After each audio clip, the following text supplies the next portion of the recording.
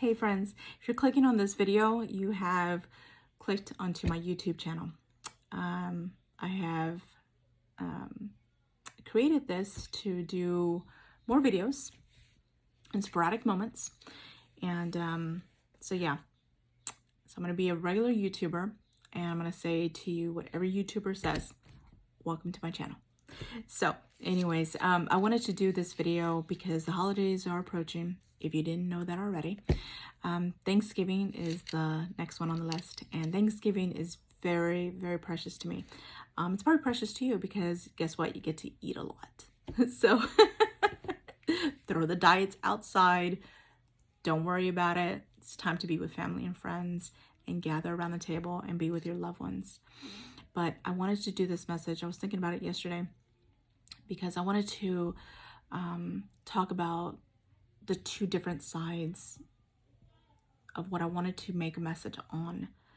And when we think of Thanksgiving, we think of family, friends, fireplace.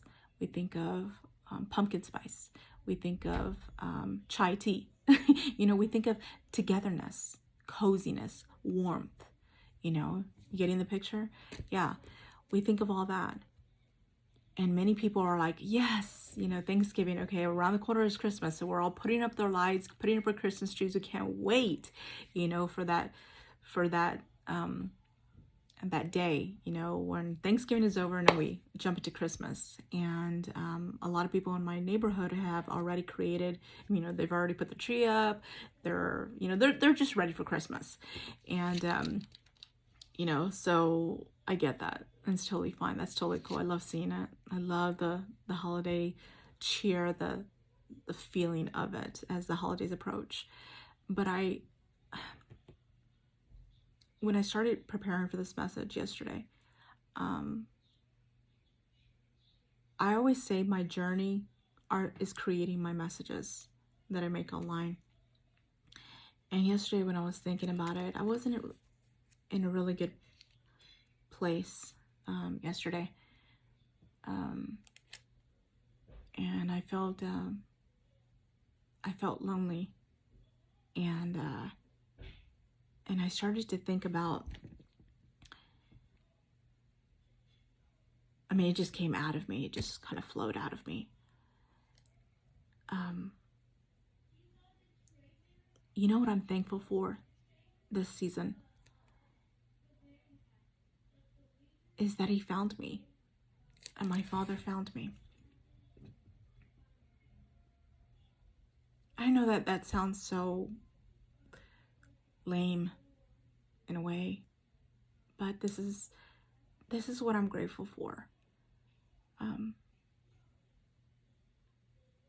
Many have said, so there's two spectrums here, ones that are cheery and just they can't wait and stuff like that for the holidays, but then you have others that are just dreading the holidays because they lost a loved one this season, or they lost a loved one 2-3 years ago, and they hate the holidays because it reminds them that they are without.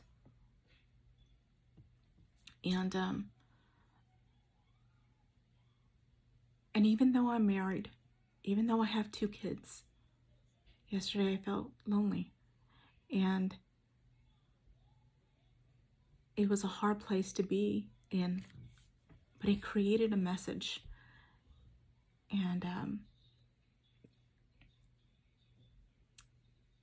I wanted to talk about it today. And when I was thinking about it, I thought of the Samaritan woman. Because some would say, Stacy, why do you feel lonely? You have your husband, you have your 2 children. Man, what I wouldn't do to have my husband with me. What I wouldn't do to have my little boy. How can you say you're lonely?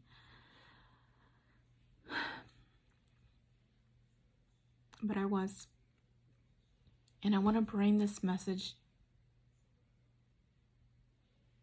and I want to bring it with hope, and I want to fill it with his love to you today, with the Father leading me in the way to minister to you. So if you allow me, I would like to pour my heart out to you, and I would like to bring hope, because the Father met me where I was at yesterday. So I'm going to take you to John 4. Like I said, there are many things that we can be thankful for. It's not that I'm not thankful for them. It's just I was in a hard place last night. And I think if we admit that, many of us are there, can be there, or will be there. So this Thanksgiving, I pray that you remember what I say and what I have said in my videos. Because the Father, again, the Father is right here. He's right there. Wherever you are hearing this message, He's right there with you. He's not up in heaven enjoying his latte. He's right there with you. If you're crying, He's there with you. If you're happy, He's right there with you. If you're in the hospital, He's right there with you. Wherever you are, He's right there with you. And when He's right there with you, His love for you is right there with you. His protection, His healing. The greatest of these is love, because love heals, love protects. The effects of His presence are life-changing.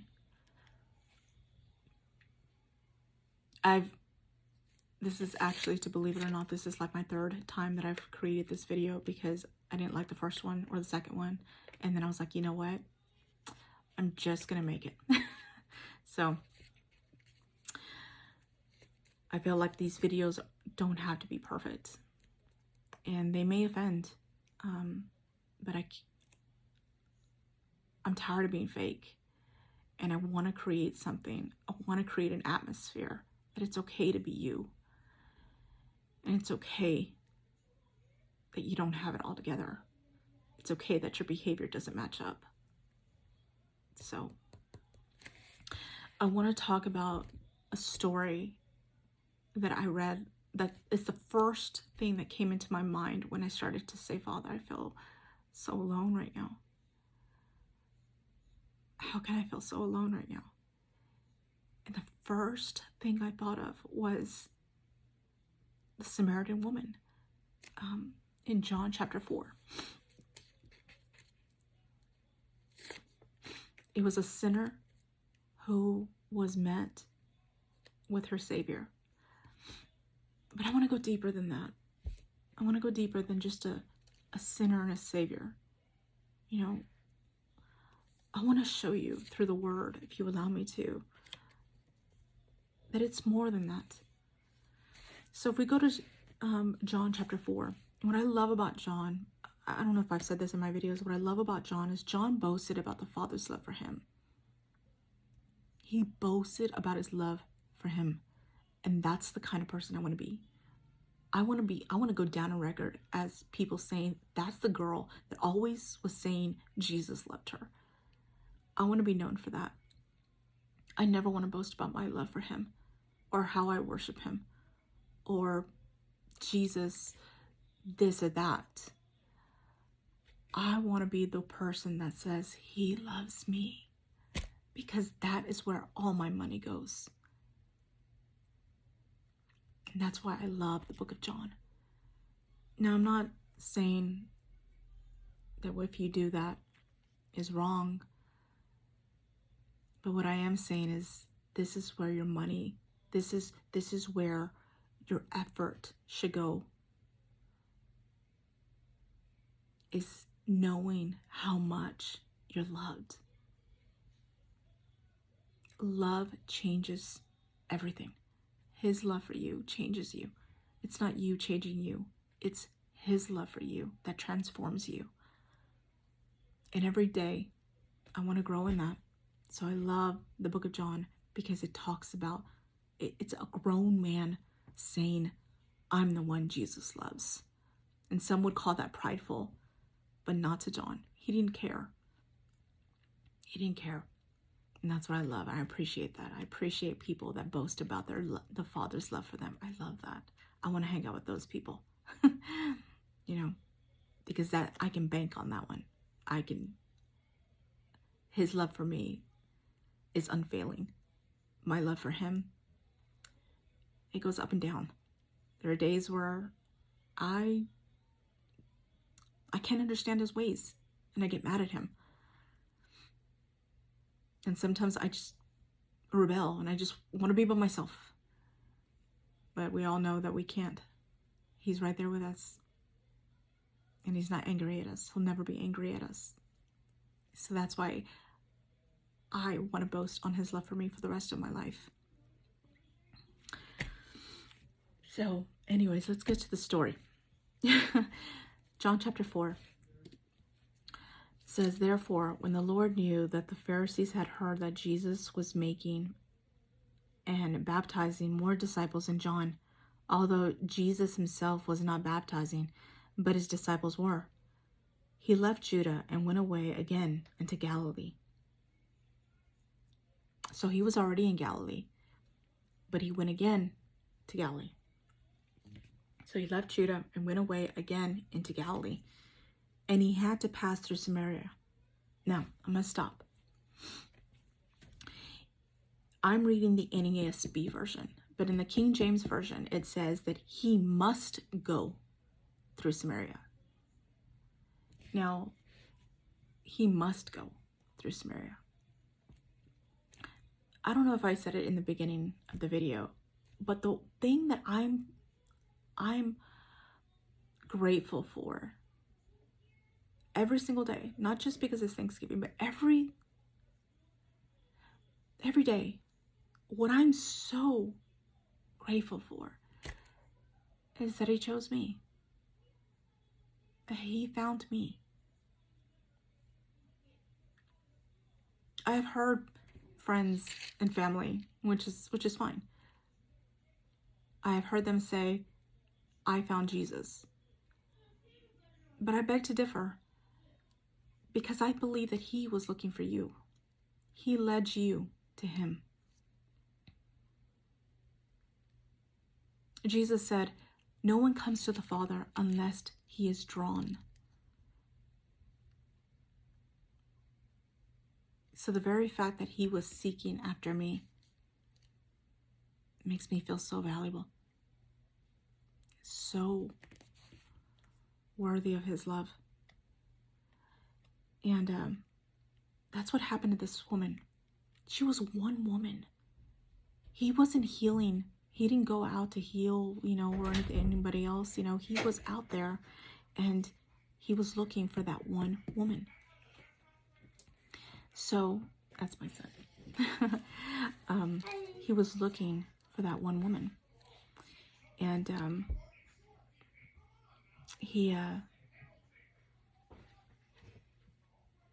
it was amazing, because he could have been out there looking for other, to heal others and to be teaching.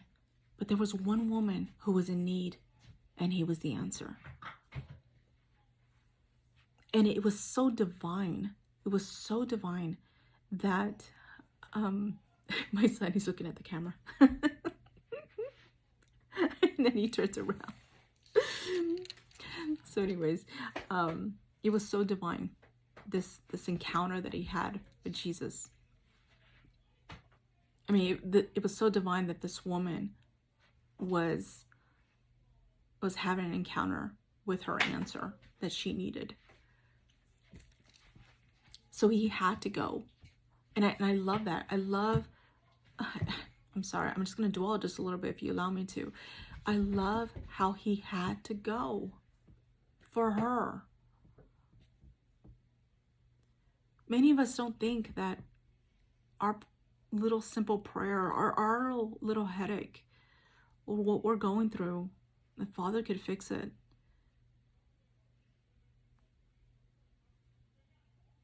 Or what's going through your mind We don't think it's important. But whatever is important to you is important to him. He loves to meet you where you're at. He loves to know that you are worthy of his love. You may not have all the characteristics of being a good person or whatever, however the world classifies Christians. You may not meet all of those qualifications, but you are loved by him. And if you are loved, you are worth him being and being there for you.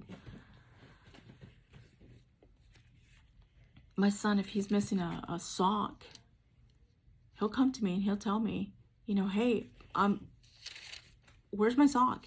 I want to wear these socks to school. So what do? I drop everything and I go and I find the sock for him. Why? Because it means everything to him. So he had to go. He had to go to Samaria because there was a woman that had a void. She had a root, and that he was going to mend it. He wanted to be there for her. And that's yesterday when I was thinking about this. I was thinking like, I may feel lonely right now for the silliest reasons. But even in the silliest reasons, he's right here with me. We can have so many people at our side. So many people at our side. And still feel lonely. We may have all the money in the world and still feel lonely.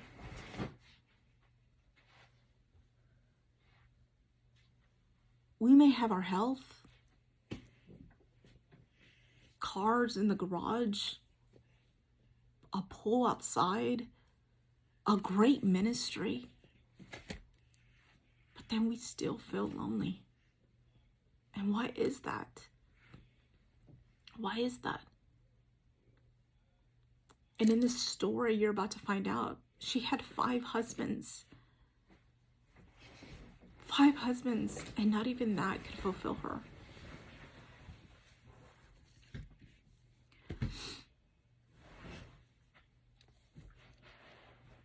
So he had to go. He had to go. He had to go through Samaria. And I love that.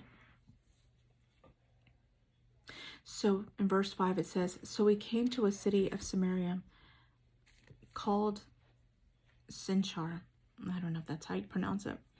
Near the parcel of ground that Jacob gave to his son Joseph. And Joseph's well was there. So Jesus, being wearied from his journey, was sitting thus by the well. It was about the 6th hour.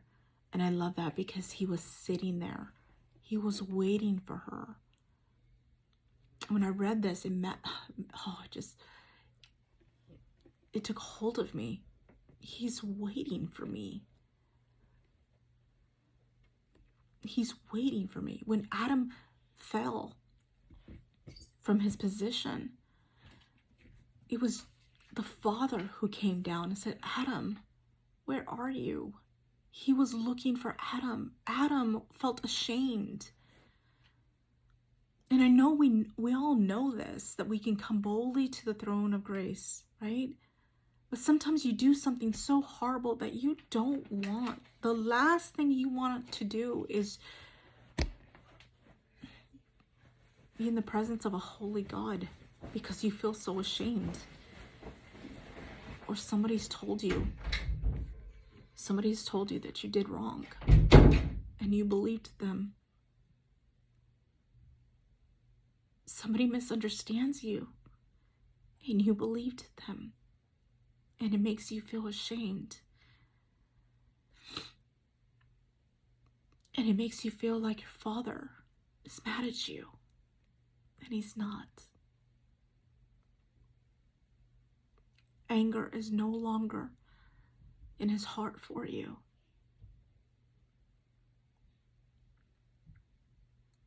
And he loves you. And he loved the Samaritan woman. And he had to go to her. And he was waiting for her. He was waiting for you. He's waiting for you. He makes himself so very present because he's with you all the time. Sometimes he makes it so very present that he's right there with you. And there is no silly thing for him. Whatever you care about, he cares about. And wherever you are at, even if it's at a bar, he'll meet you there. If it's in a hospital, he'll meet you there. If it's in your bedroom, he'll meet you there. Wherever you are at, there is no hole too dark for him. He loves to be where the love of his life is. You are his bride. And this is where the Samaritan woman was at. She was at the well, and he was waiting for her.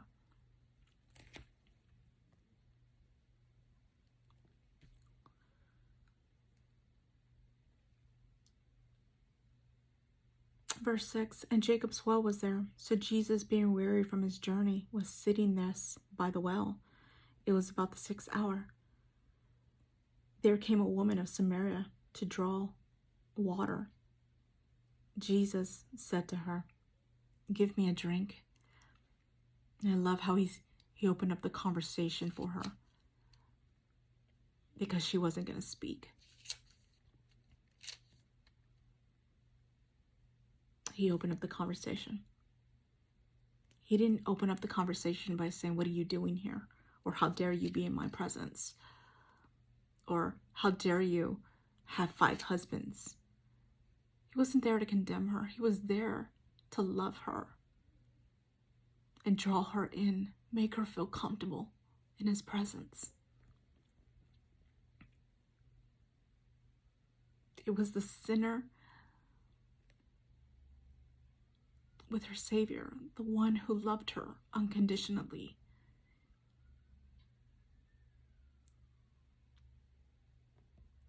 For his disciples, verse 8, it says, for his disciples had gone away into the city to buy food.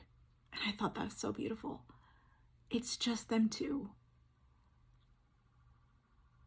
When there's thousands and trillions and millions and quadrillions, if that's even a word, out there praying and worshiping and being happy and reading their word and doing all this great stuff, he sees you. You were that one person. He sees those nights where you cry yourself to sleep. He sees those days where you're just waiting for that Friday to come along because you're tired of serving somebody and you just want to sit down and you want somebody to serve you. When others call that selfish.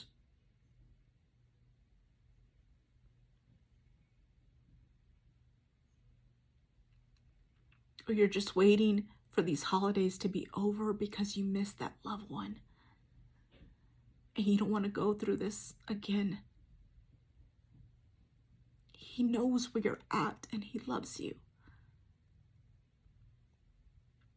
And he's not judging you. He's not judging you because you have alcohol in your hand. He's not judging you because you have a cigarette. He's not judging you for anything that you do. He wants only you. He wants to love you if you allow him. And that love transforms you if you allow him, because he's such a gentleman. He's not going to force his love for you. He invites you into his presence. And you extend your hand and you take it. And you don't have to change anything about yourself. You don't have to change a thing. There is a new message out there. The old message was you have to do something in order for the Father to bless you or to favor you. And that's not grace. The new message is grace. And that grace means unmerited favor. And that means you'll never be able to earn it or deserve it. That means, oh, if you can't earn it or deserve it, then be yourself. Allow yourself to be loved every single day.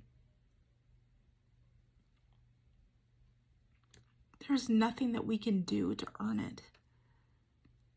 And this woman, she came with nothing.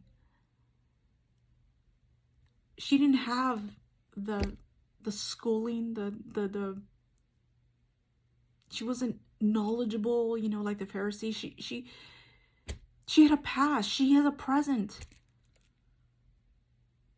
She had what other people would call ugly. And she came as herself. And he spoke with her. He thought that she was worthy of his love in his time.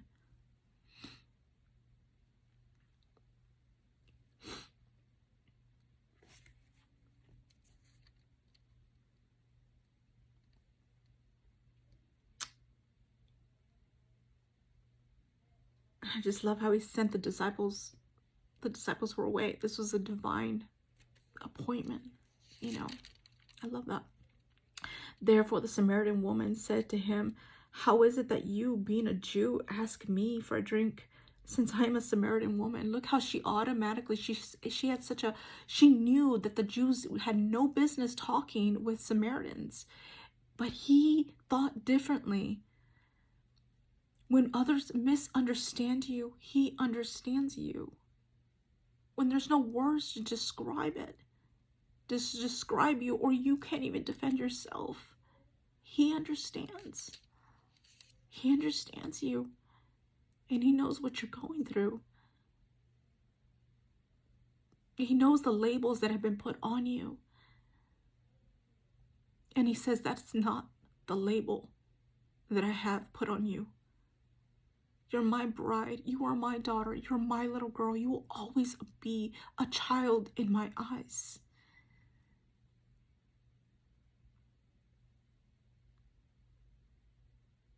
You are not a person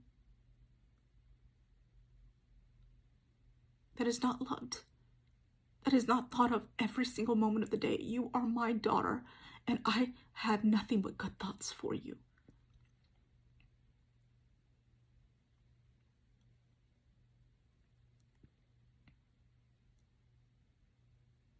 This Samaritan woman was not trying to fix her hair. She wasn't trying to make it right. She wasn't trying to change herself. She was just so astonished that somebody was talking to her, and most of all, a Jew. But come to find out, he wasn't just no ordinary person. He was her answer.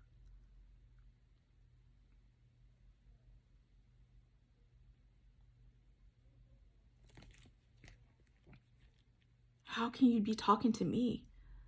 She says.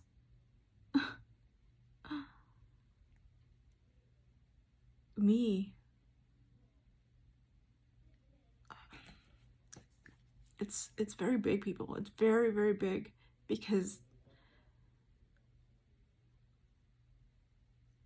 we all have a past. And we all have things that we regret. But when you know that the Father loves you, despite all that, you can come so boldly to him. He wants us to grow in that, not just know it once and be like, that's great, okay, let's go on to bigger things. No, grow in my love for you every day. Allow yourself to be loved by me. Allow yourself to be protected. Allow yourself to be carried. When was the last time a bride carried the groom? I've never seen that in the old movies. Nowadays, they do it as a funny, but we all know that it was Prince Charming that kissed his bride, the one he loved. We are his bride, his little girl, his little boy. Guys are seeing this. You are his little boy. You will always be a child in his eyes, no matter how old you get. You will always be a child in his eyes. And I believe with everything inside of me, it's his love for you that is most important. It is not your love for him. You know how we worship him? You know how she was honoring him? By hearing him, by looking to him for the answer. When we look to him and we don't look to our own efforts of trying to fix us, we are honoring him. We are worshiping him. Worship is not just singing. Worship is it's the activity of the heart. It's the activity of you inside, of what you do when you have a dilemma or you have something that is making you sad. Or what happens? Where do you turn to? Do you turn to your own self-efforts to try to correct yourself because you have an anger issue? Or do you run to the one who loves you unconditionally, and it's his job, it's his love that transforms you, not you? The Father doesn't need your help. Run to his arms of love for you, and you will find your answer.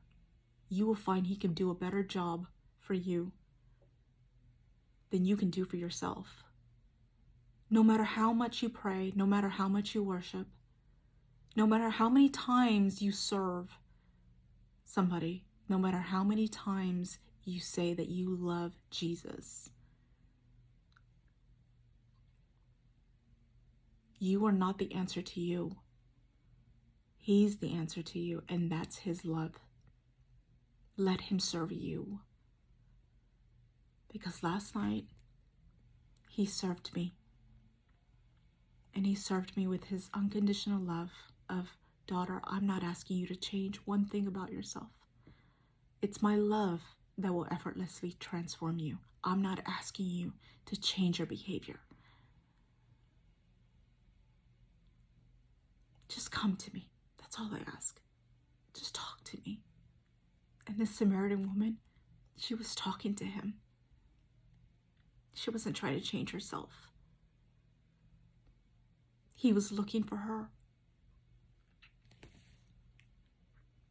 And Jesus answered her and said to her, if you knew the gift of God and who it is who says to you, give me a drink, you would have asked him, and he would have given you living water. So he was saying, if you knew that this person who's talking to you loves you, no matter where you're at, no matter what you've done, you would be asking him to come into your life. You see, we mean well, but I think the approach is wrong. I think we need to go back to how Jesus approached the sinner, the person who doesn't know him. If we let them know that he's not asking them to change, he's asking them to come to him just like that. You have a drinking problem, you have a smoking problem, you have an addiction to pornography, you have an addiction to drugs. He's not asking you to change.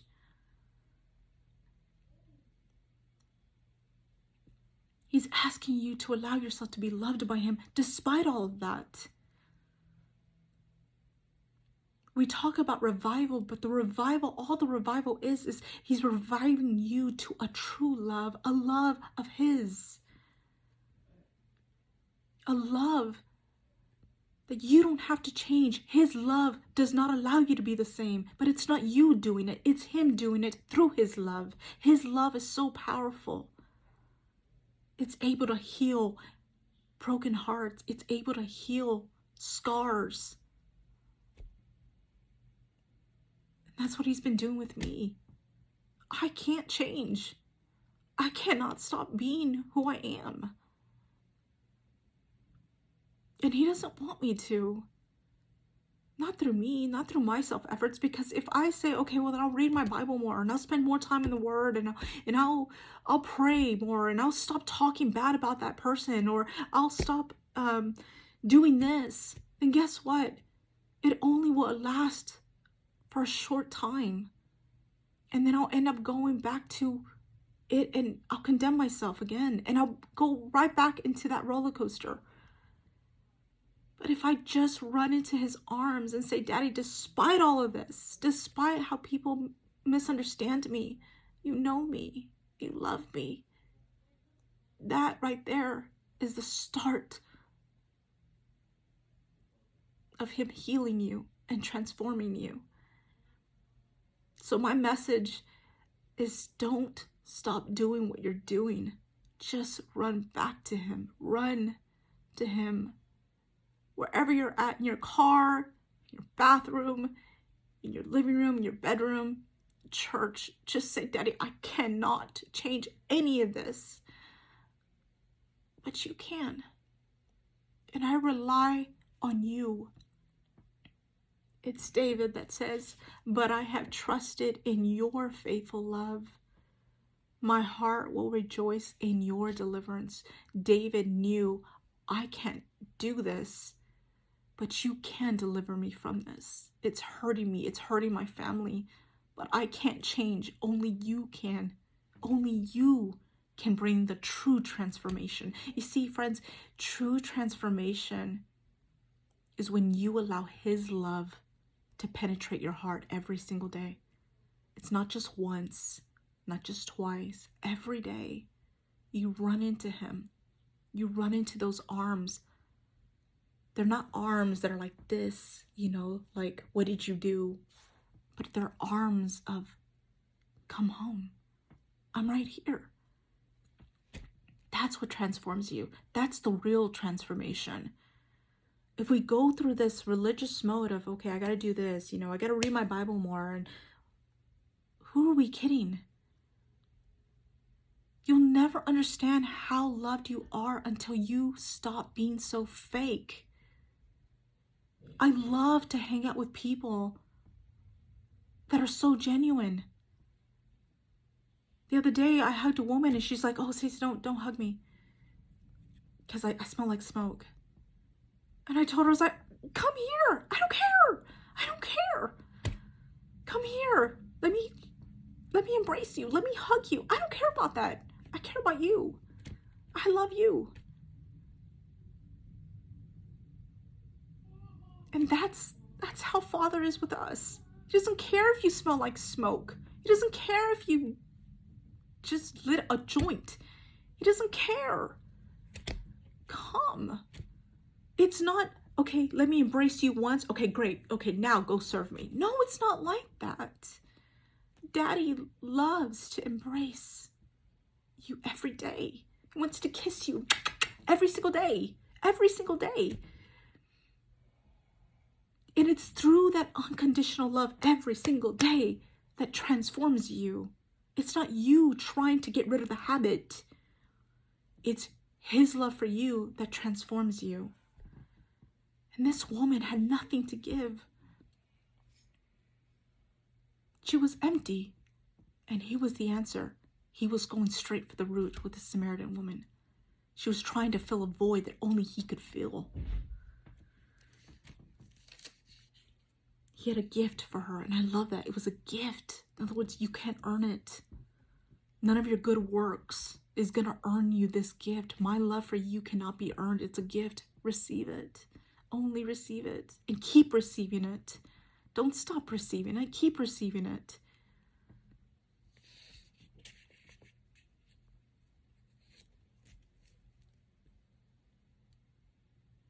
And she said to him, Sir, you have nothing to draw with, and the well is deep.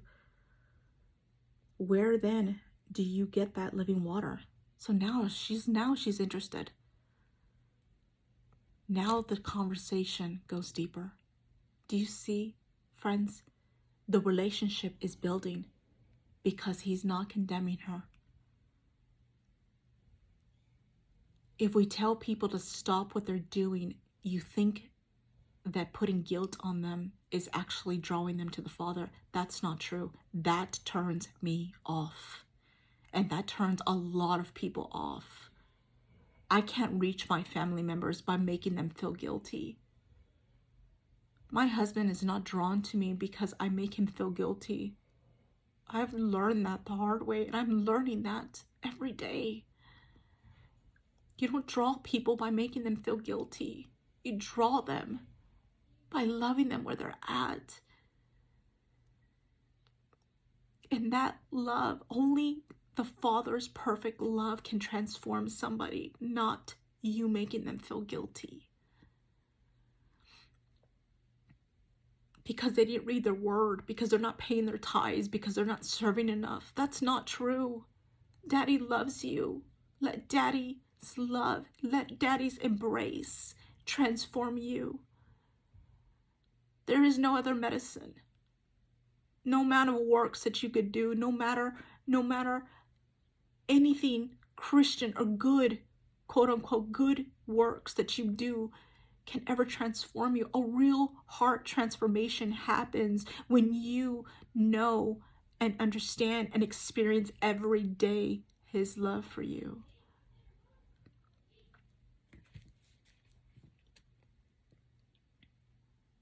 And she tells him, you are not greater than our father Jacob, are you?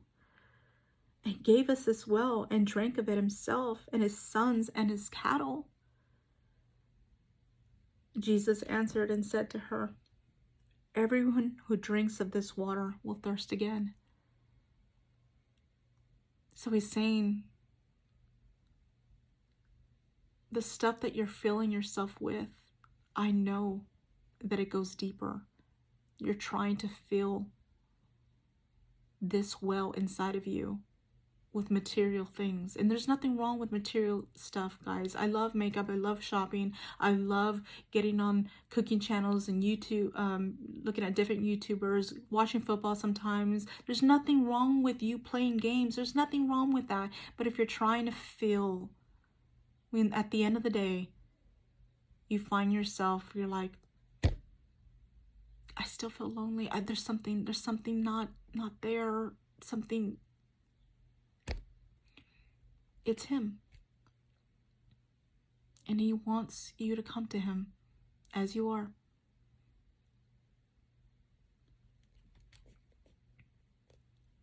And he says again, everyone who drinks of this water will thirst again.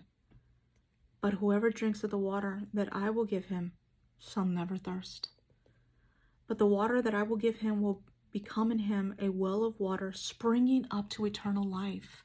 And let me give you an example. The other day I told my husband, I said, man, I've never felt so happy to throw the trash away.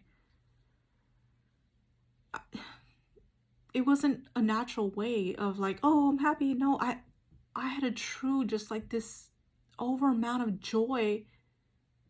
And when I threw the trash away, it was like, I know it sounds so silly, but it's a joy that cannot be mimicked by money or cars or things, materialistic stuff. It's a joy from within that makes you do things, even crazy things. Crazy things like, I don't know, jumping out of your normal routine and praying for someone or helping a friend out because she's having a hard time with her children, or taking the trash out, crazy things. We all have heard the saying, you do crazy things when you're in love. When the Father's love, his crazy love is on you, you will do some crazy things for others. You don't even have to be told. You just do it because You're so loved by him. And that's what I'm talking about.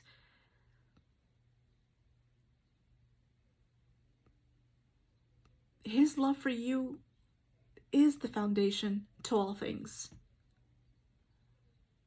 In the moment that we think that it's not, we misunderstand that the word was written to show you how much you're loved, how priceless you are, how you are that one of the 99.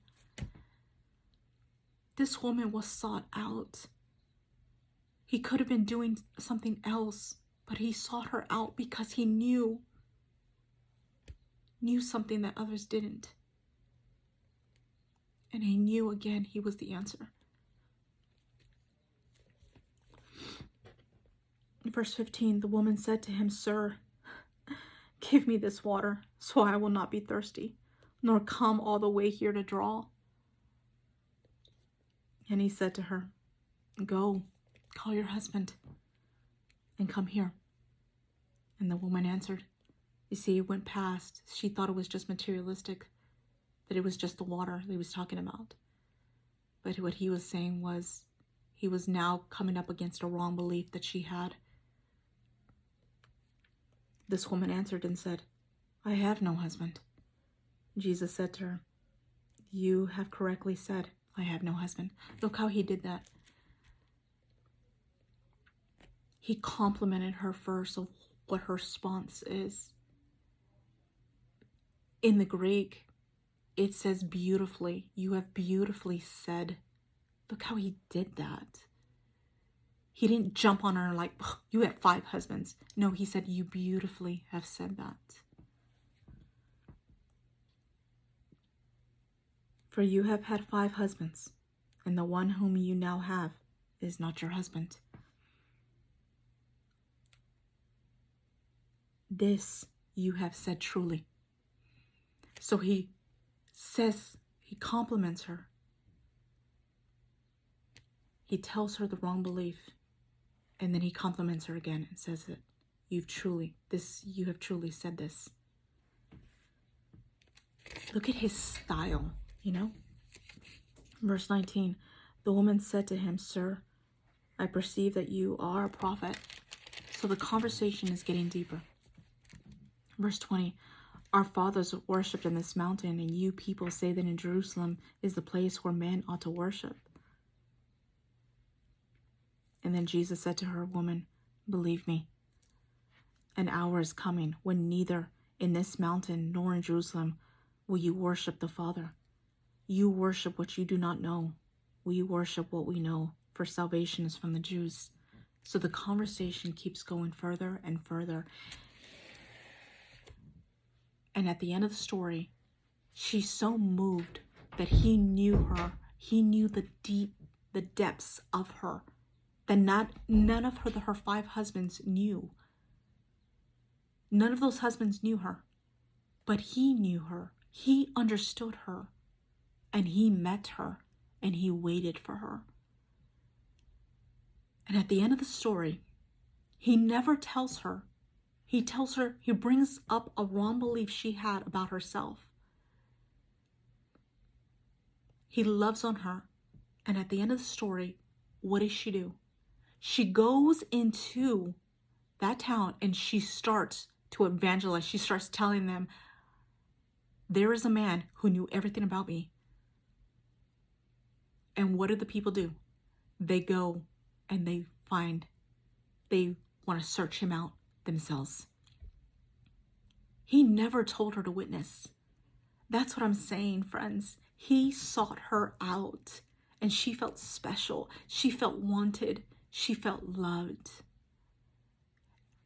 And in turn, she does what he never told her to do. Do you see how the Father's love makes you do crazy things, wonderful things? All we have to do, pastors and leaders, whoever is hearing this, All we have to do is talk about the love of the Father and how accepted we are, to what extent his love goes. And there is no limit to his love. And the people will automatically do some crazy things for him. Because I do. I did. I'm going to do. I have. This was a woman who wanted to be left alone, and then she goes straight into the town. From being shy, she becomes bold. What happens to you when you're in the presence of someone who absolutely loves you with no conditions? You become what you were not. She wanted to be isolated, left alone. Don't talk to me. I want to be here where no one's at. I'm gonna put myself in somewhere where there's tons of people, and I'm gonna talk to them. From the shy to the bold, from the feeling lonely to feeling loved.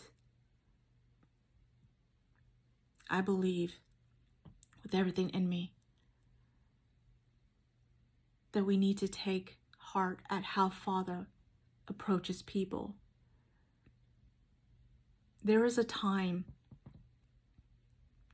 that he corrected people, but it was always with the motivation of his love for them.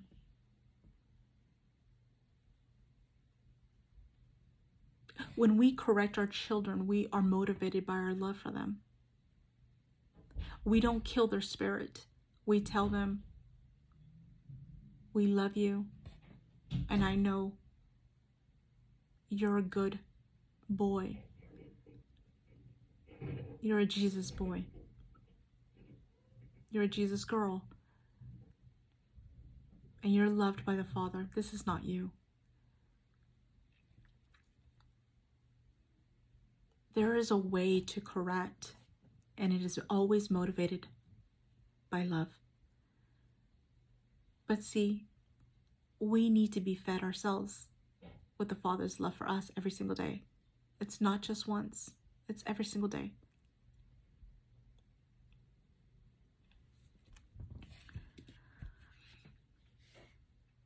There's a couple of things I wrote down real quick. To be sought out by a God who owns it all, who is perfect and lacks nothing, but then he is not satisfied with having everything, and his creation lacking in joy, and most of all, his perfect love over them. In other words, he's not just after he died, Jesus died, that's it. He stops visiting us. No, he says, I'll never leave you, I'll never forsake you. I'm right there with you. He wants you to enjoy the life that he paid a price for. He wants you to enjoy your family. If you feel like you have to be in the Bible 24/7 or always reading the Word, do it because you're hungry, not because somebody told you to. If you feel like you have to be at church serving all the time, but your family is craving for your time, you've missed it.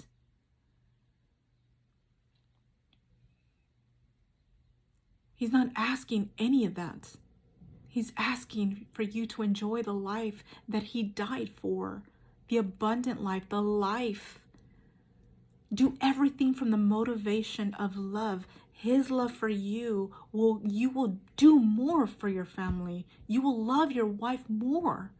You will honor her more because you are loved like that. And out of an overflow, you serve one another. Don't serve people because your pastor tells you to. Don't serve one another. Don't love one another because Stacy told you to. Find out how much you're loved and see what you don't do. See how far you won't go for that friend, for your brother, for your sister. You're sought out. You were looked for. I was looked for. And when I just started seeing that, oh man, felt like $1 million. I slept so well that he was looking for me.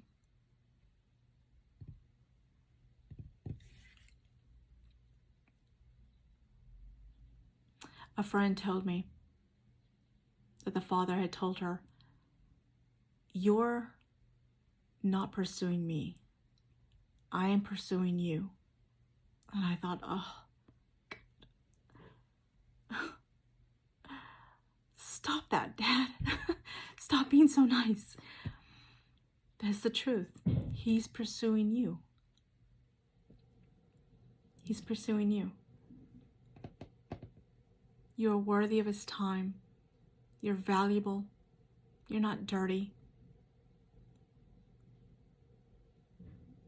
And you are very much understood. You don't have to put a front in front of him. He loves you right where you're at. He is a place of refuge from any accusation, from people, and even from yourself. So I'm grateful that he pursued me and he invited me to dance with him in this life. And he leads the way, and my feet glide with him. Friends, you're loved. I pray you have a happy holiday. And I pray that you know that you're loved. I pray you feel the Father's embrace as you hear this.